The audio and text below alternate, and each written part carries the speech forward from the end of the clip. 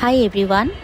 ঈদের দ্বিতীয় দিনে বিকেলবেলায় আমাদের বাসার ছোট বিচ্ছুটাকে নিয়ে গিয়েছিলাম গ্রিন রোডের বাবুল্যান্ডে। আসলে বাচ্চাদের জন্য তো এখন বাহিরে ঘোরার জায়গা বলতে সেরকম কিছুই নেই, আউটডোর কোনো প্লেগ্রাউন্ড নেই।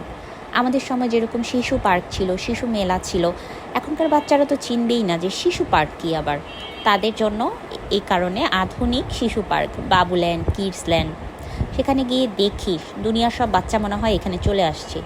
একদম রণক্ষেত্র শুরু করে দিয়েছে বাচ্চাগুলো সব একসাথে। কিন্তু এখানে বাবুল্যান্ডের অথরিটির একটা বিষয় অবশ্যই একটু খেয়াল করা উচিত। এখানে যে হাইটের বাচ্চা, কিছু কিছু বাচ্চাদেরকে আমি দেখেছি 3-4 বছরের থেকেও বেশি, 6-7 বছরের কিছু বাচ্চা গিয়েছে, কিছু ছেলে বাচ্চা গিয়েছে। ছেলেরা সাধারণত ন্যাচারালি একটু দুরন্ত টাইপের হয়, এবং ওই বছরের ওই বয়সের 6-7 বছরের একটা কিছু ছেলে বাচ্চা ভীষণ রকমের দুষ্টুমি করছিল। তারা ধুম করে উড়ে এসে পড়ছিল অনেক ছোট বাচ্চাদের উপরে।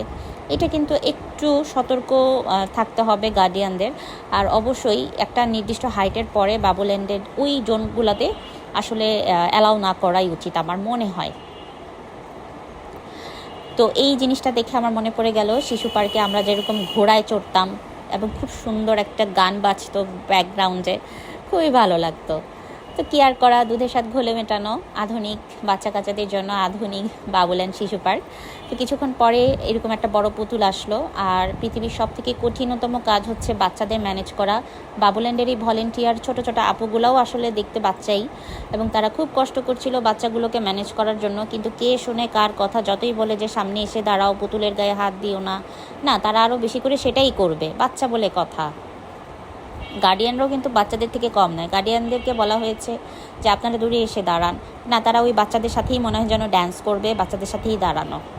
তো কিছুক্ষণ পরে মিউজিক শুরু করা হলো, আর মিউজিকের সাথে সাথে দেখি কি সেই ডান্স এক একজনের, মানে সবার এত প্রতিভা কোথায় থাকে। আজকালকার বাচ্চাগুলা ডিজিটাল বাচ্চা পুরা, মানে সবাই সব কিছু পারে। আর বাবুল্যান্ডের কর্তৃপক্ষকে ধন্যবাদ বাচ্চাদেরকে এরকম একটা বিনোদনের ব্যবস্থা করে দেওয়ার জন্য। বাইরে না গিয়ে আসলে আউটডোরে না গিয়ে ইনডোরে খুব সুন্দর একটা ব্যবস্থা, আমার কাছে ভালোই লেগেছে। যাই হোক, আপনাদের কাছে কেমন লেগেছে কমেন্ট করে জানাবেন। সবাইকে ঈদের শুভেচ্ছা আবারও। ধন্যবাদ, ভালো থাকবেন, আল্লাহ হাফেজ।